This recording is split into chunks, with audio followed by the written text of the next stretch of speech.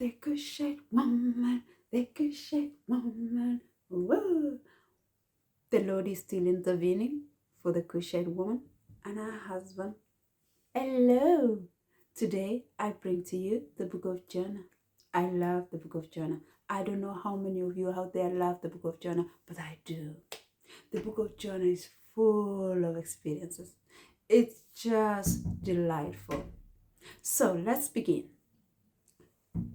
In the book of Jonah, the Bible tells us God appointed Jonah to go to the great city of Nineveh and warn them that in 40 days the Lord gonna destroy the great city of Nineveh.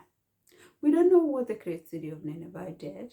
We know that the Lord was not pleased. So Jonah, like, no Lord, I'm not doing it.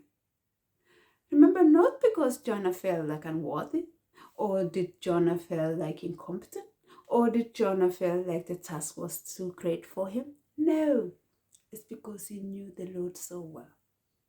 The Bible tells us Jonah knew that the Lord is gracious and compassionate, slow to anger, and abounding in love. So Jonah said, no, I'm running away. I'm running away. So he said, I'm running away. He bought his ticket, bought the ship, and started. Jonah bought the ticket, bought the ship, went under the deck, and have a good sleep. Jonah is like, let the journey begin. I am resting. I'm going out of here. I'm not going to Nineveh. I'm going to Tarshish.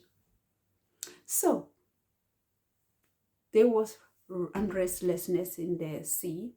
Everybody calling their own God until they remembered Jonah. They said, there's somebody laying down there. So they went and told Jonah, please get up and call your God. And Jonah said, no, I'm not. It's the reason for all of this. I'm not calling God. Throw me over the ship. People say, no, Jonah, call on your God. Who are you? Where do you come from? Who are your people? Jonah said, I'm an Hebrew. I worship the living God, the maker of heaven and earth. But I'm not calling him. I am the reason for all of this. The only choice you have is to throw me over. People say, no, Jonah, we don't want your blood in our hands. Saying then, let me continue sleeping then. So the people tried to empty the luggages. They did everything. In the end, we got to get that Jonah and haul him over. So they threw Jonah over, and God, the creator of heaven and earth, prepared the fish to swallow Jonah. Now that Jonah is in the fish, it's time to pray. Jonah finally prayed.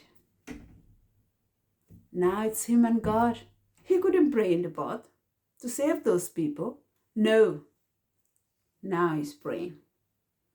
The Lord had Jonah, and he commanded the fish to throw Jonah over.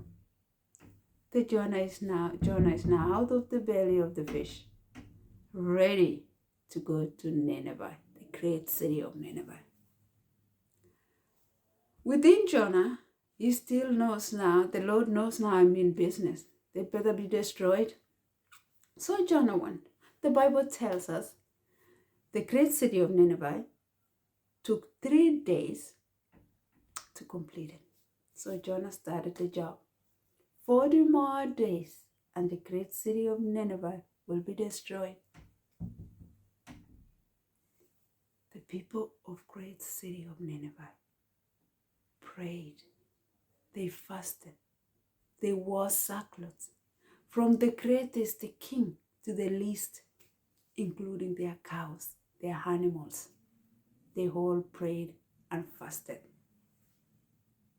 The Lord, the creator of heaven and earth, was gracious and compassionate towards the great city of Nineveh. And he relented in sending calamity. He forgave the great city of Nineveh. Oh, Jonah was livid. Jonah was not having it. He was so upset that he told God 3 times, I'd rather die. The Lord said, Jonah, aren't you concerned of this great city of mine with thousands of people who did not know wrong from right or left from right hand? Jonah said, no, I'd rather die. And Jonah, in his own self-pity, went to the scorching heat, built himself a little shade, feeling so sad for himself, for the great city that has been saved, and created himself a shade and rested in that shade. The Lord was gracious and compassionate to Jonah. He allowed the tree to spring up and gave Jonah a beautiful shade.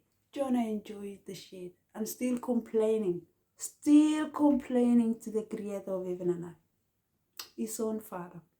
Why have you saved these people? Why did you send me here?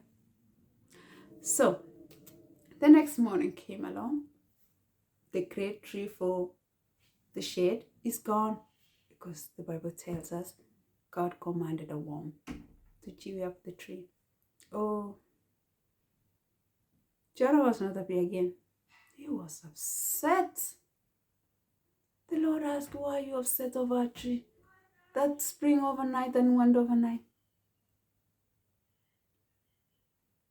Again, Jonah, I'd rather die. I'm sure sometimes it was so funny to God, like, I'd rather die than all this goodness you're showing people. Like, take me out of here. I don't want, my ego is bruised so much. I can't stand this. I'd rather die. But the Lord was gracious and compassionate to Jonah. He still communed with Jonah, tried to reason with Jonah. So take heart. The Lord is gracious and compassionate, slow to anger and abounding in love towards you, towards me, towards all of us. Towards those people that sometimes we wonder, how can God continue to bless them? It's because the Lord is gracious and compassionate. He's slow to anger and abounding in love. All the situation we see currently, the Lord is still gracious and compassionate. He's sending somebody to proclaim the kingdom to them. Some are praying and fasting and being saved.